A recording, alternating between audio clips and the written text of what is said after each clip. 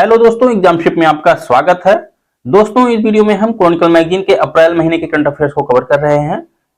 ये वीडियो इस मैगजीन का दूसरा वीडियो है। इससे पहले हमने कला एवं संस्कृति कवर कर लिया है। इस वीडियो में उससे आगे से कंटिन्यू करेंगे। अगर आप चैनल पर नए हैं तो प्लीज चैनल को सब्सक्राइब करें, क्योंकि ऐसे वीडियो हम लगातार लाते रहते हैं। तो बिना टाइम वेस्ट किए चलिए शुरू करते हैं। अंतरराष्ट्रीय परिदृश्य। 11वां वर्ल्ड गवर्नमेंट समिट 2024। 11वें वर्ल्ड गवर्नमेंट समिट का आयोजन कहां पर किया गया? यूएई के दुबई में। और इसकी थीम थी shaping future governments. Shaping future governments. Bharat के प्रधानमंत्री नरेंद्र मोदी ने इस सम्मेलन को संबोधित किया। भारत, तुर्की और कतर को सम्मेलन में अतिथि देश घोषित किया गया। भारत, तुर्की और कतर को अतिथि देश घोषित किया गया था। 7वां हिंद महासागर सम्मेलन। 7वें हिंद महासागर सम्मेलन का आयोजन ऑस्ट्रेलिया के पर्थ में किया गया। इसकी थीम थी एक स्थिर और टिकाऊ हिंद महासागर की ओर। एक स्थिर और टिकाऊ हिंद महासागर की ओर। विश्व सामाजिक मंच का 16वां सम्मेलन। इसका आयोजन नेपाल के काठमांडू में किया गया और इसकी थीम थी अनदर वर्ल्ड इज पॉसिबल। 9वां रायसीना संवाद। इसका आयोजन नई दिल्ली में किया गया विदेश मंत्रालय और ऑब्जर्वर रिसर्च फाउंडेशन द्वारा। इसका विषय था चतुरंगा, संघर्ष, प्रतियोगिता, सहयोग और निर्माण। ग्रीस के प्रधानमंत्री किरियाकोस मित्सोताकिस इस संवाद के मुख्य अतिथि के रूप में शामिल हुए थे। कहां के प्रधानमंत्री? ग्रीस के प्रधानमंत्री। एक्ट ईस्ट फोरम की 7वीं बैठक। Bharat Japan act east forum की 7वीं बैठक का आयोजन नई दिल्ली में किया गया। और एक्ट ईस्ट फोरम की स्थापना कब हुई थी? 2014 में। AITIGA संयुक्त समिति की 3री बैठक। इसकी बैठक नई दिल्ली में आयोजित की गई। आसियान भारत वस्तु व्यापार समझौते यानी AITIGA पर जो हस्ताक्षर वह 2009 में किए गए थे।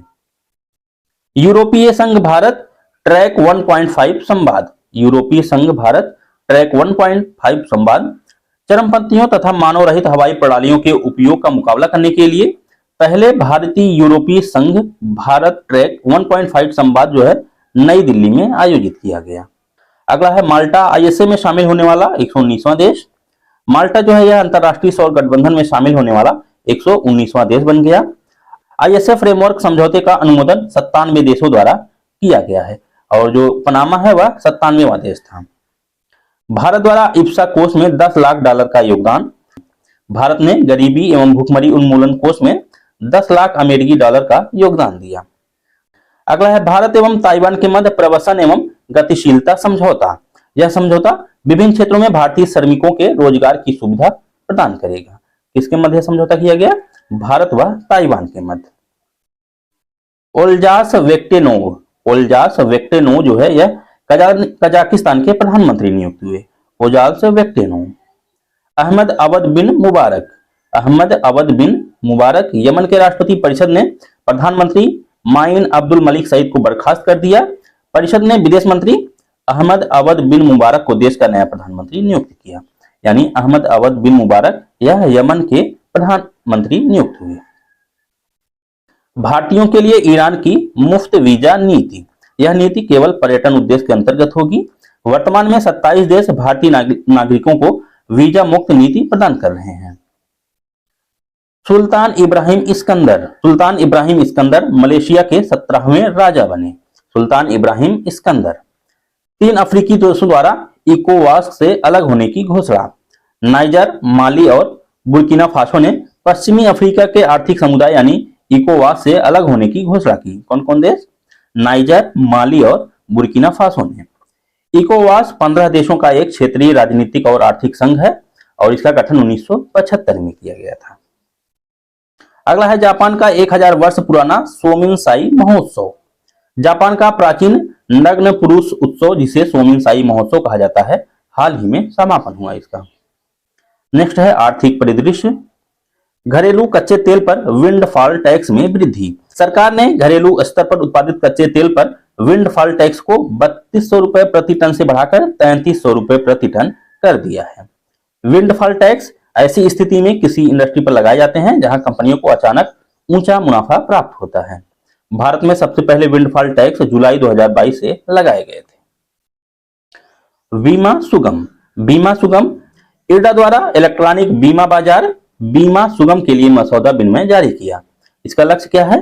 प्रौद्योगिकी का प्रयोग कर बीमा पहुंच को लोकतांत्रिक बनाना और 2047 तक सभी के लिए बीमा के दृष्टिकोण को प्राप्त करना है। बीमा सुगम। अगला है आईएमएफ द्वारा भारत की विकास दर का अनुमान। आईएमएफ यानी इंटरनेशनल मॉनेटरी फंड ने 2024 में भारत की विकास दर का अनुमान बढ़ाकर 6.7% कर दिया है। पहले यह अनुमान 6.3% था, अब कितना कर दिया है? 6.7%। इरडा और पीएनबी के मध्य समझौता। अक्षय ऊर्जा परियोजनाओं को प्रभावी वित्तीय सहायता प्रदान करना तथा धारणीय एवं पर्यावरणीय जागरूकता को बढ़ावा देने हेतु यह समझौता किया गया है इरेडा और पीएनबी के मध्य। पेरिस के एफिल टावर में यूपीआई लॉन्च। भारतीय दूतावास ने पेरिस के एफिल टावर पर यूपीआई को आधिकारिक रूप से लॉन्च किया है। यूपीआई 2016 में लॉन्च किया गया था। बैंक ऑफ बड़ौदा द्वारा भारत की वृद्धि दर का अनुमान। इसके अनुसार वित्त वर्ष 2024-25 के लिए भारत की जीडीपी वृद्धि दर लगभग 6.75 से 6.8% का अनुमान है। ओईसीडी द्वारा भारत की वृद्धि दर का अनुमान 2024-25 के लिए भारत के विकास दृष्टिकोण को 6.1% से बढ़ाकर 6.2% कर दिया है ओईसीडी ने।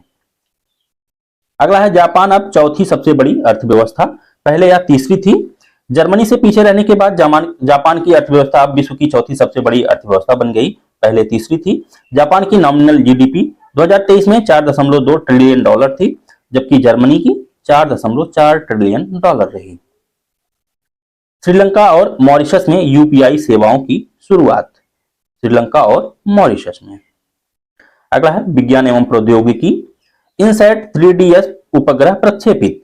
17 फरवरी को सतीश धवन अंतरिक्ष केंद्र से इसरो द्वारा जीएसएलवी F-14 द्वारा इनसैट 3DS उपग्रह प्रक्षेपित।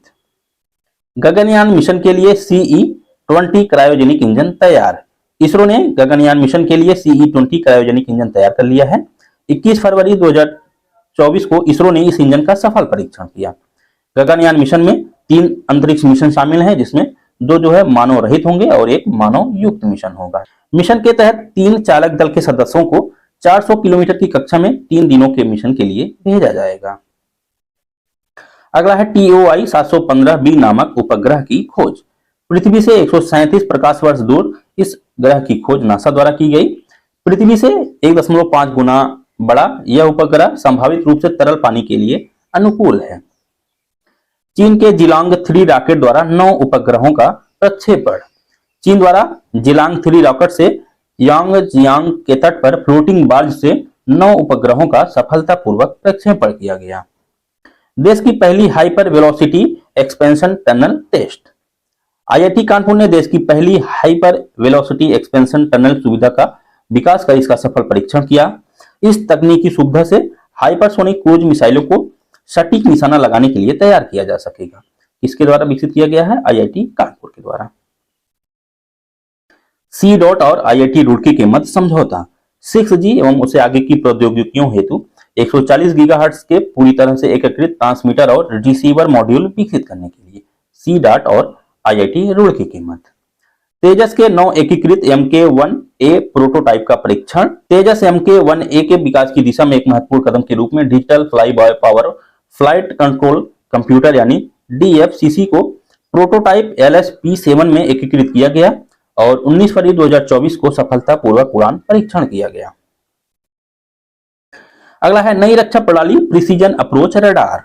नौसेना प्रमुख एडमिरल आर हरि कुमार ने दक्षिण अंडमान द्वीप पर स्थित INS उत्कर्ष में एक नई रक्षा प्रणाली प्रिसीजन अप्रोच रडार यानी PAR का उद्घाटन किया।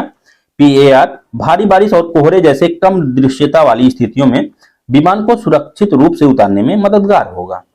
नौसेना प्रमुख द्वारा पोर्ट ब्लेयर की सुरक्षा तंत्र को बढ़ाने के लिए नेवल जेट्टी पोर्ट ब्लेयर में integrated under water harbour defence and surveillance system यानी IUHDSS का भी उद्घाटन किया। अगला है शक्ति युद्धक प्रणालियों की खरीद हेतु समझौता। रक्षा मंत्रालय ने शक्ति युद्धक प्रणालियों और उससे संबंधित उपकरणों की खरीद के लिए BEL यानी भारत इलेक्ट्रॉनिक्स लिमिटेड के साथ 2269 करोड़ रुपए के समझौते पर हस्ताक्षर किए। इलेक्ट्रॉनिक युद्ध प्रणाली शक्ति जो है भारतीय नौसेना के अग्रिम पंक्ति में युद्धपोतों पर स्थापित की जाएगी। आईएनएस संधायक भारतीय नौसेना में शामिल। नौसेना डॉकयार्ड विशाखापत्तनम में आईएनएस संधायक यानी यार्ड 3025 को भारतीय नौसेना में शामिल किया गया। यह देश का पहला और सबसे बड़ा सर्वे पोत है। कोलकाता के messrs garden rich ship builders and engineers में 4 बड़े जो है सर्वेक्षण पोत निर्माणाधीन हैं, जिनमें आईएनएस संधायक जो है यह पहला है। स्वदेशी ग्रीन प्रोपल्शन सिस्टम। स्वदेशी रूप से विकसित ग्रीन प्रोपल्शन सिस्टम ने निर्धारित ऑर्बिट में अपनी कार्य क्षमता का सफलतापूर्वक प्रदर्शन किया। इसे पीएसएलवी C-58 से एक पेलोड पर लॉन्च किया गया था। ग्रीन प्रोपल्शन सिस्टम को डीआरडीओ की प्रौद्योगिकी विकास निधि योजना के तहत विकसित किया गया है। अगला है सी केयर्स वेब पोर्टल लॉन्च। केंद्रीय मंत्री प्रहलाद जोशी ने कोयला खदान भविष्य निधि यानी CMPFO के लिए सी केयर्स वेब पोर्टल लॉन्च किया। यह पोर्टल दावों के ऑनलाइन निपटान को सक्षम बनाता है, पारदर्शिता, तीव्र प्रसंस्करण और बेहतर रिकॉर्ड प्रबंधन सुनिश्चित करता है। अगला है स्वाति पोर्टल का शुभारंभ। केंद्र सरकार द्वारा भारतीय राष्ट्रीय विज्ञान अकादमी में स्वाति पोर्टल शुभारंभ किया गया। इसका उद्देश्य क्या है? महिलाओं को विज्ञान के क्षेत्र में प्रोत्साहित करना। स्वाति यानी science for women A technology and innovation. चंद्रमा के दक्षिणी ध्रुव पर पहला निजी स्पेस क्राफ्ट। अमेरिका के ह्यूस्टन में स्थित निजी क्षेत्र की कंपनी इंस्टीट्यूट मशीन्स का लैंडर ओडिसियस, यह चंद्रमा पर लैंडिंग करने वाला किसी प्राइवेट कंपनी का पहला स्पेसक्राफ्ट बन गया। कोरोनल मास इंजेक्शन के प्रभाव का अवलोकन। इसरो द्वारा जानकारी दी गई कि आदित्य L1 के साथ भेजे गए plasma analysis package for Aditya यानी पापा पेलोड ने कोरोनल मास इंजेक्शन के प्रभाव का पता लगाया है। पापा एक ऊर्जा और द्रव्यमान विश्लेषक है जिसमें 2 सेंसर लगे हुए हैं। पहला है सौर पवन इलेक्ट्रॉन ऊर्जा जांच यानी स्वीप और दूसरा है सौर पवन आयन संरचना विश्लेषक यानी स्वीकार। CME यानी कोरोनल मास इंजेक्शन की आवृत्ति 11 वर्ष के सौर चक्र के साथ परिवर्तित होती रहती है। पर्यावरण एवं पारिस्थितिकी। India climate and development partners meet, इसका आयोजन गोवा के पणजी में किया गया। India climate and development partners meet. जलवायु कार्रवाई के लिए मिश्रित वित्त सुविधा हेतु समझौता। गोवा सरकार विश्व बैंक के साथ साझेदारी में मिश्रित वित्त सुविधा स्थापित कर रही है, जिसका लक्ष्य निम्न कार्बन उत्सर्जन, जलवायु अनुकूल विकास को बढ़ावा देना है। ग्रीन हाइड्रोजन के प्रयोग हेतु दिशा निर्देश। केंद्र सरकार ने 14 फरवरी को परिवहन ईंधन में ग्रीन हाइड्रोजन के प्रयोग के लिए पायलट परियोजना आरंभ करने की दिशा निर्देश जारी किए। राष्ट्रीय हरित हाइड्रोजन मिशन 4 जनवरी 2023 को वित्त वर्ष 2029-30 तक 19,744 करोड़ रुपए के परिव्यय के साथ शुरू किया गया था। भारत में अब 80 रामसर स्थल। भारत की 5 अन्य आर्द्र भूमियों को रामसर स्थल के रूप में शामिल किया गया, जिससे इनकी संख्या 75 से बढ़कर कितनी हो गई? 80, जिसमें 3 जो है कर्नाटक के हैं और 2 तमिलनाडु के। अंक समुद्र पश्चिमी संरक्षण रिजर्व यह कर्नाटक में स्थित है। अघनाशिनी एस्चुअरी कर्नाटक। मगदीकेरे संरक्षण रिजर्व कर्नाटक और कराईवेट्टी पक्षी अभ्यारण्य तमिलनाडु और लांगवुड शोला रिजर्व वन तमिलनाडु। चिल्का लेगून में समुद्री एम्फीपोड प्रजाति की खोज। इस प्रजाति का नाम परहयाले ओडियन रखा गया है। मिलीपेड के नए जीनस और 5 प्रजातियों की खोज। ऑस्ट्रेलिया के सनशाइन कोस्ट विश्वविद्यालय के शोधकर्ताओं ने तंजानिया के उडगजुंगवा पर्वत के कनखजूरे के एक नए वंश तथा 5 प्रजातियों की खोज की है। हरित ऊर्जा हेतु एनटीपीसी द्वारा भूमि पट्टा समझौते पर हस्ताक्षर। एकीकृत हाइड्रोजन केंद्र के निर्माण के लिए एनटीपीसी ग्रीन एनर्जी लिमिटेड और Andhra Pradesh industrial infrastructure corporation के बीच समझौता। 23वां विश्व सतत विकास शिखर सम्मेलन टेरी द्वारा नई दिल्ली में इसका आयोजन किया गया 7 से 9 फरवरी के मध्य। यह सम्मेलन मुख्य रूप से सतत विकास और जलवायु न्याय के नेतृत्व पर केंद्रित था। थानथाई पेरियर वन्य जीव अभ्यारण्य। तमिलनाडु सरकार ने इरोड जिले में बरगुर पहाड़ियों के क्षेत्र को थानथाई पेरियर वन्य जीव अभ्यारण्य के रूप में नामित किया। यह क्षेत्र सत्यमंगलम टाइगर रिजर्व को माले महादेश्वरा हिल टाइगर रिजर्व और कावेरी वन्य जीव अभ्यारण्य से जोड़ता है, जो बाघों की आबादी के लिए एक महत्वपूर्ण गलियारा बनाता है। विश्व की प्रवासी प्रजातियों की स्थिति। Convention on the conservation of migratory species of wild life animals यानी CMS द्वारा विश्व की प्रवासी प्रजातियों की स्थिति रिपोर्ट जारी की गई। रिपोर्ट के अनुसार वैश्विक स्तर पर प्रवासी प्रजातियों के विलुप्त होने का खतरा बढ़ रहा है। अल नीनो और जलवायु संकट से मेडागास्कर में सूखे की आशंका। हाल के वर्षों में मेडागास्कर अभूतपूर्व चक्रवातों की चपेट में आ गया है। जिससे देश को 4 दशकों में सबसे गंभीर सूखी का सामना करना पड़ रहा है। अगला है रिपोर्ट्स एवं सूचकांक। एनएलए पासपोर्ट इंडेक्स, भारत जो है इस इंडेक्स में 85वें स्थान पर रहा। जनवरी 2024 में जारी की गई रैंकिंग में भारत 80वें स्थान पर था। इस रैंकिंग में 6 देश France, Germany, Italy, Spain, Japan और सिंगापुर जो है सबसे ताकतवर पासपोर्ट वाले देश रहे। कौन कौन से? France, Germany, Italy, Spain, Japan और सिंगापुर। लोकतंत्र सूचकांक 2023, इसे इकोनॉमिक्स इंटेलिजेंस यूनिट द्वारा जारी किया गया। भारत 41वें स्थान पर रहा, जबकि 2022 में भारत 46वें स्थान पर था। नॉर्वे पहले स्थान पर तथा अफगानिस्तान सबसे निचले स्थान पर रहा। नरेंद्र मोदी सबसे लोकप्रिय वैश्विक नेता। मॉर्निंग कंसल्ट के सर्वे के अनुसार प्रधानमंत्री नरेंद्र मोदी 78% अनुमोदन के साथ सबसे लोकप्रिय वैश्विक नेता बन गए हैं। मैक्सिको के राष्ट्रपति आंद्रेस मैनुअल लोपेज ओब्राडोर ने दूसरा स्थान हासिल किया। भारत में 2023 में साइबर हमले 15% बढ़े। भारत में साइबर हमलों की संख्या 2023 में हर सप्ताह औसतन 15% की वृद्धि हुई है, जो एशिया प्रशांत क्षेत्र में केवल ताइवान से कम है। वरिष्ठ नागरिकों की स्थिति पर नीति आयोग की रिपोर्ट। नीति आयोग ने भारत में नागरिकों की देखभाल हेतु सुधार करना, वरिष्ठ नागरिक देखभाल प्रतिमान की पुनर्कल्पना शीर्षक से एक स्थिति पत्र जारी किया। ब्रांड गार्जियनशिप इंडेक्स 2024, इसे ब्रांड फाइनेंस द्वारा जारी किया गया। मुकेश अंबानी को शीर्ष भारतीय और विश्व में दूसरे स्थान पर रखा गया है।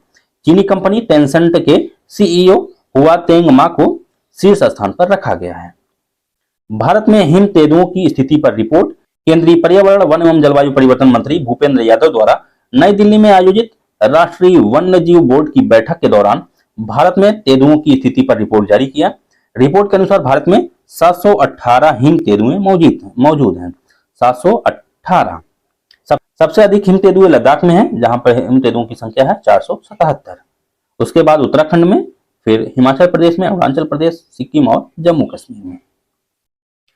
अगला है भ्रष्टाचार धारण सूचकांक 2023, इसे ट्रांसपेरेंसी इंटरनेशनल द्वारा जारी किया गया। भारत जो है 93वां स्थान पर रहा, जबकि 2022 में यह 85वें स्थान पर था। इस साल 93वां स्थान पर रहा। डेनमार्क पहले स्थान पर और सोमालिया अंतिम स्थान पर रहा।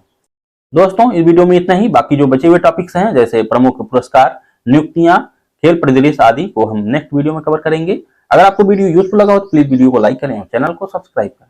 Thank you.